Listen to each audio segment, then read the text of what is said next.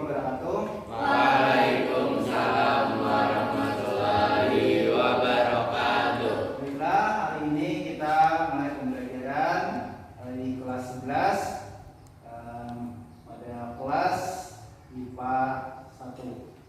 Pembelajaran kita hari ini mengenai tentang iman kepada Rasul-Rasul Allah. Nah, baiklah, untuk membuka pelajaran hari ini kita mulai dengan berdoa.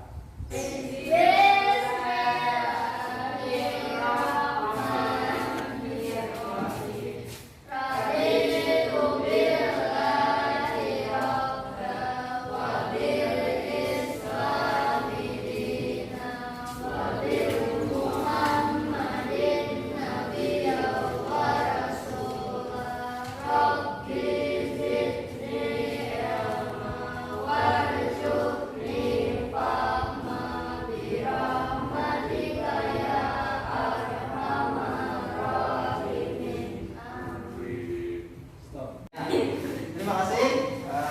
Semoga dengan membaca doa tadi kita mendapatkan rahmat dari Allah Subhanahu wa Ta'ala. Baiklah, sekarang waktunya kita mengabsen kalian. Apakah kalian berhadir? Yang pertama, Abdullah Aidil Adha. Ada orangnya? Tidak. Yang absen berikutnya, Abdul Samad Nur Rahman. Hadir, Pak. Kemudian Aprilia Maulida. Ya. Kemudian Dewi Aulia. Hadir, Pak. Apriliani. Hadir, Pak.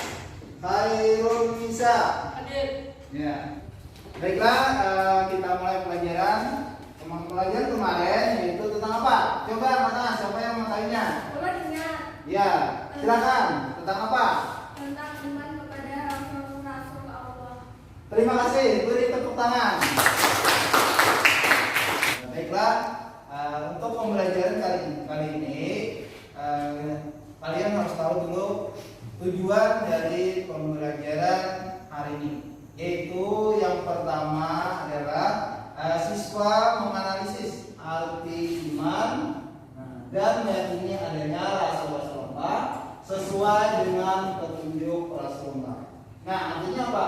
Kita di sini kalian diperintahkan atau nanti mempunyai tugas yaitu bagaimana mencari, kemudian menganalisis apa yang ada pada materi ini. Kemudian siswa mempraktekkan dalam kehidupan. Nah, itu tadi kita harus ada namanya demonstrasi pembelajaran, yaitu tentang Rasul-Rasul ulul azmi. Kemudian siswa mengimplementasikan dan mengevaluasi. Kalian mencari nanti dari Google, mencari buku perpustakaan, kemudian mencari dimanapun tentang Rasul-Rasul Allah. Baiklah, untuk membuka pelajaran hari ini sebagai pretest, Bapak akan menanyakan kepada kalian tentang Rasul-Rasul Azmi. Siapa tahu namanya yang ada pada Rasul Azmi? Ya, Pak. Nabi Nuh. Ya. Adakah lagi yang tahu? Saya, Pak, Nabi Musa. Ya. Siapa lagi? Angkat tangan. Saya, Pak, Nabi Muhammad. Ya. Terima kasih. Tepuk tangan untuk semuanya. Nah, jadi di sini Bapak akan menjelaskan tentang Rasul Azmi. Rasul Azmi itu rasul pilihan yang memiliki keteguhan dan ketabahan yang luar biasa. Artinya dia mempunyai cobaan, kemudian diuji dengan hal-hal yang sangat berat, kemudian diberi kesabaran dan dalam berbagai cobaan, serta oleh dalam berjuang melaksanakan dakwahnya di tengah-tengah orang yang rentan. Nah, kemudian di situ setiap nabi ada mempunyai sifat-sifat yang lain. Misalnya yang pertama ada sifat wajib, kemudian ada sifat mustahil, dan ketiga adalah sifat jaiz. Sifat wajibnya yaitu yang pertama sidik, artinya membenarkan. Yang kedua amanah, artinya dapat dipercaya. Yang ketiga adalah tabligh, menyampaikan, dan yang terakhir adalah fatanah, artinya cerdas. Nabi Nuh dengan kapalnya. Kemudian yang kedua Nabi Ibrahim dengan kaum yang menentangnya, yang ingin membakar Nabi Ibrahim secara hidup-hidup. Kemudian di sini ada Nabi Musa dengan Fir'aunnya. Mukjizat beliau adalah bisa membelah lautan untuk menyeberang ke daerah yang lebih aman dari musuhnya. Kemudian lagi Nabi Isa di sini dicontohkan adalah dia bisa membuat burung dari tanah liat. Dan yang terakhir adalah Nabi kita, Nabi besar Muhammad SAW yang mempunyai banyak mukjizat. Di antaranya adalah membelah bulan, kemudian lagi Al-Quran, kemudian mukjizat lainnya. Bapak beri tugas hari ini kelompok, semoga kelompoknya ini bisa memberi motivasi kepada kalian supaya apa yang Bapak sampaikan hari ini bisa kalian pahami. Dan ini Bapak bagi dulu tugasnya. Silahkan dikerjakan kelompoknya. Baiklah, supaya kalian paham tadi kelompok tadi, tolong presentasikan kerja atau hasil kelompok tadi. Silakan, siapa yang duluan? Ya, silakan. Berdiri. Nabi Nuh adalah nabi dan rasul yang pertama kali membawa syariat hukum agama. Beliau adalah manusia yang paling panjang umurnya, melebihi usia manusia pada umumnya. Seperti yang disebutkan dalam surah Al-Ankabut ayat 14 bahwa usia beliau mencapai 950 tahun. Akan tetapi dalam dakwahnya sangat sedikit sekali orang yang mengikuti seruannya. Sebagian besar menolak, bahkan mengejek dan menghinanya. Bahkan anaknya sendiri membangkang dan akhirnya tenggelam dalam gelombang banjir yang dahsyat. Beliau menyaksikan kejadian itu dengan sabar.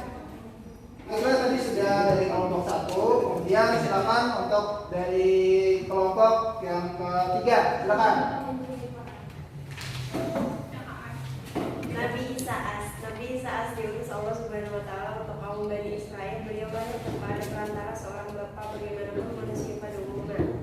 Sehingga hal itu menjadi bahan fitnah bagi orang-orang kafir. Beliau dilahirkan oleh Maryam binti Imran, seorang wanita salehah. Nabi Isa diasuh oleh pamannya yaitu Nabi Zakaria alaihissalam. Salah satu mukjizat Nabi Isa alaihissalam adalah dapat membuat burung dari tanah dan dapat hidup. Dakwah Nabi Isa alaihissalam mendapat tantangan berat dari kaum Bani Israel, di mana mereka bermaksud membunuh beliau. Setiap kali tantangan datang, beliau selalu ia hadapi dengan tabah. Dengan izin Allah Subhanahu wa taala, beliau selamat dari ajaran musuh. Ya, terima kasih. Beri tepuk tangan lagi untuk teman saya.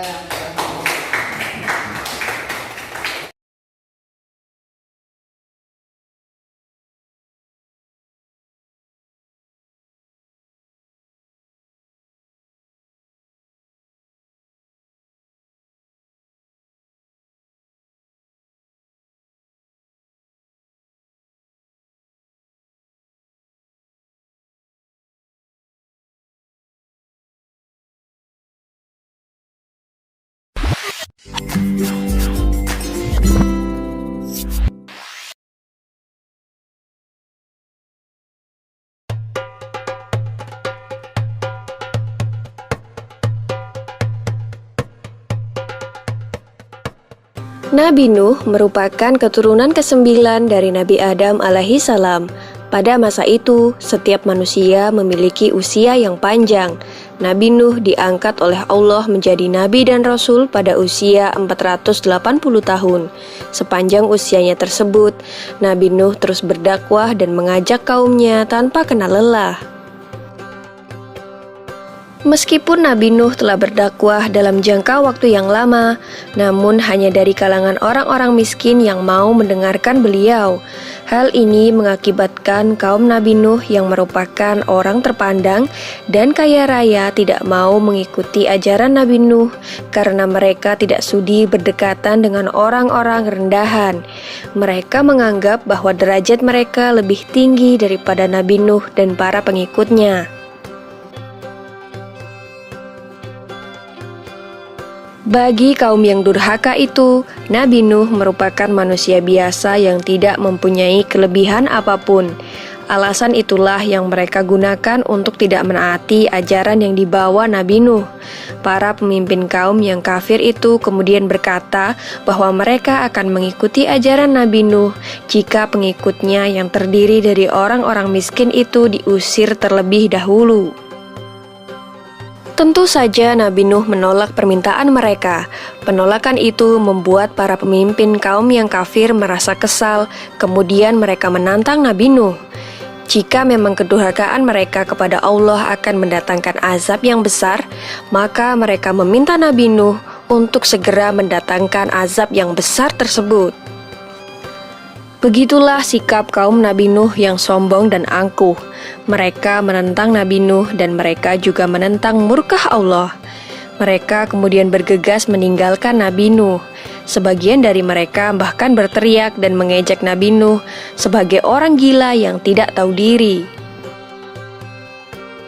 Dengan demikian, kaum Nabi Nuh yang durhaka itu tetap melakukan penyembahan terhadap berhala dan tidak memperdulikan ajakan Nabi Nuh untuk bertaubat. Mereka menyembah patung-patung yang mereka anggap sebagai Tuhan karena sesuai dengan ajaran leluhur mereka sejak dahulu. Allah kemudian memberikan petunjuk kepada Nabi Nuh agar membangun bahtera kapal yang besar di puncak bukit. Meskipun dikerjakan bersama dengan para pengikutnya, ternyata pembuatan kapal tersebut memakan waktu yang lama. Nabi Nuh harus diuji kesabarannya menghadapi kaumnya yang memandang pekerjaannya itu sebagai pekerjaan orang gila. Mereka mengejek Nabi Nuh sebagai orang bodoh karena tidak membuat kapal di laut, melainkan membuatnya di atas bukit. Salah satu dari mereka lalu berkata, "Lihatlah apa yang dilakukan Nuh. Dia dan para pengikut bodohnya membuat kapal di atas bukit." Nabi Nuh dan para pengikutnya tetap tegar dan terus bekerja menyelesaikan bahtera kapalnya. Tidak hanya orang-orang sekitarnya, bahkan anggota keluarga Nabi Nuh sendiri ikut meremehkan ajakannya untuk membantu membuat kapal. Istri Nabi Nuh dan seorang anak laki-lakinya yang bernama Kan'an terpengaruh keadaan dan menjadi durhaka kepada Allah dan Nabi Nuh. Dengan bimbingan Allah, Nabi Nuh dan para pengikutnya telah menyelesaikan pembuatan bahtera kapal tersebut. Allah kemudian memerintahkan Nabi Nuh untuk bersiap-siap karena bumi telah diperintahkan untuk memancarkan air dari dalam perutnya dan langit mulai hujan lebat. Nabi Nuh kemudian mengisi bahtera kapalnya dengan para binatang dan burung-burung terlebih dahulu. Berbagai macam jenis hewan mendatangi bahtera kapal Nabi Nuh secara berpasangan jantan dan betina. Tiada seekor jenis hewan pun yang terlewat, karena Nabi Nuh menunggu para hewan masuk dengan sabar. Bahtera yang besar itu ternyata dapat menampung segala jenis hewan yang telah masuk ke dalamnya. Dalam sekejap, banjir bandang melanda seluruh bumi yang mengakibatkan seluruh daratan mulai menghilang. Nabi Nuh yang berada di atas kapal terus berdoa kepada Allah untuk diberi keselamatan. Tak lama kemudian, beliau melihat putranya, Kan'an, yang berenang menyelamatkan diri. Nabi Nuh merasa tidak tega dan berusaha menyelamatkan putranya itu. Namun Kan'an ternyata masih keras kepala. Ia malah berenang menuju daratan yang tersisa karena berpikir mungkin ia akan lebih aman di sana. Namun Allah berkehendak lain. Ombak besar datang ke arah Kan'an. Ia pun akhirnya tenggelam tergulung ombak. Tak lama setelah seluruh kaum Nabi Nuh yang durhaka tenggelam, banjir berangsur surut. Nabi Nuh bersama para pengikutnya dan hewan-hewan yang berada di dalam kapal mulai keluar perlahan-lahan dan mulai membangun tempat tinggal mereka yang baru. Demikianlah kisah Nabi Nuh alaihissalam dalam membuat bahtera kapal raksasa. Semoga kisah ini bermanfaat bagi kita semua. Amin ya robbal alamin.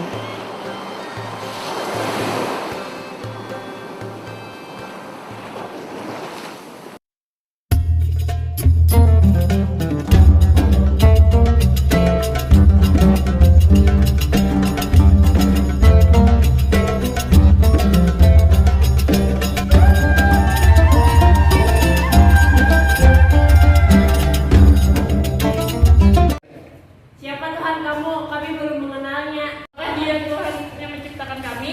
Kalian Allah, Tuhan menciptakan segalanya sesuai sisinya. Kami kamu, Tuhan kamu Allah. Kami masih dengan Dia.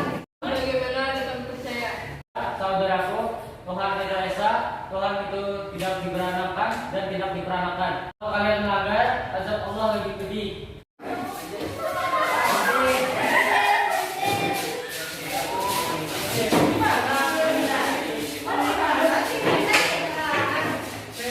Kalian kekawalku, insya Allah kalian selamat.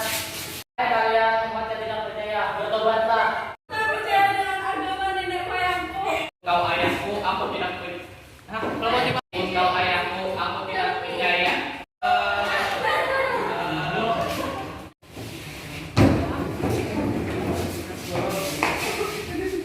Baiklah, apakah ada pertanyaan tentang demonstrasi tadi tentang Nabi Nuh yang tenggelam bersama umat Nabi Nuh yang tidak percaya dengan umatnya?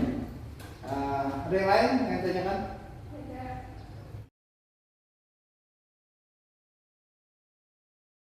Kalau tidak ada, baiklah Bapak simpulkan hari ini, yaitu Rasul Azmi yaitu Rasul pilihan yang memiliki ketabahan sangat tinggi. Artinya dia diberi ketabahan, diberi kekuatan untuk menjalankan tugasnya sebagai seorang Rasul. Seperti Nabi Nuh, kemudian Nabi Ibrahim, ada Nabi Musa, Nabi Isa, dan Nabi Muhammad Sallallahu Alaihi Wasallam. Sebagai terakhir, refleksinya yaitu kita jangan lupa saat mengakhiri baca Al-Quran dan yang lainnya adalah pelajari yang pelajaran kemarin. Semoga apa yang kita dapatkan hari ini bermanfaat semuanya. Karena ini pertemuan yang ketiga, pertemuan yang terakhir. Sampai di sini dulu. Alhamdulillahirobbilalamin. Wassalamualaikum warahmatullahi wabarakatuh.